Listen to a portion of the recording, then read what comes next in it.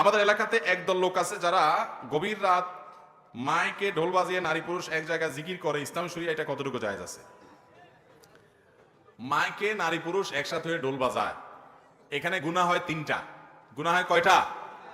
এক হলো নারী পুরুষ একসাথে ঢলাঢলি মিশামিশি করা, এটা হারাম, এটা বেপর্দা। আপনি আধুনিকতার নাম দিয়ে এই সমস্ত কাহিনীকে বৈধ করতে চান?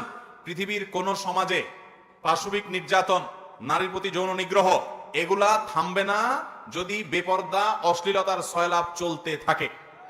আপনি পৃথিবীতে একটি জায়গা আমাকে দেখাতে পারবেন না, আপনি বলবেন ইউরোপিয়ানরা আমেরিকানরা অনেক শিক্ষিত হয়ে গেছে, আপনি দেখাতে পারবেন না যে ওদের সমাজে মেয়েরা অশ্লীল থেকে নারী পুরুষ ঢলাঢলি করে তারা সুখে আছে, তাদের মধ্যে কোনো ইফটিজিং হয় না, তাদের মধ্যে কোনো নারী নির্যাতন হয় না। প্রতিটা ক্ষেত্রে ঘরে ঘরে হয়।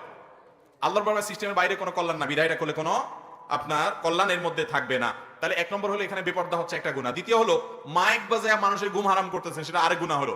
এমনকি ওয়াজ মাহফিলের মাইকও যদি ওই দূর দূরান্তে একজন হিন্দুর বাসার দিকে মাইক দিয়ে তার ঘুম হারাম করে দিলেন, ইসলামে সেটা জায়েজ হবে না, গুনাহ হবে?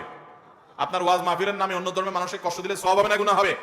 ইসলাম আপনাকে অন্য ধর্মের মানুষ কেন মুসলমানকেও বিরক্ত করার অধিকার দেয় নাই, তাহলে এটা আপনি অন্যায় করছেন। আবার তৃতীয়ত সেখানে আপনি দোলতবলা বাজাচ্ছেন, বাদ্যযন্ত্র ব্যবহার করছেন, তিনটা গুনাহ হচ্ছে। আবার সেটাকে ইসলামের নামে করছেন, আরেক গুনাহ, তাহলে চার গুনাহ হলো। আল্লাহ তাআলা এই পাপাচার থেকে আমাদেরকে বেঁচে থাকার তৌফিক দান করুন। কিয়ামতের আগে কত পাগলামি ছাগলামি দেখবেন, এগুলোর নাম আবার ইসলাম, এগুলোর নাম নাকি আবার ইবাদত। আল্লাহ আমাদেরকে সত্য এবং হক বোঝার তৌফিক দান করুন।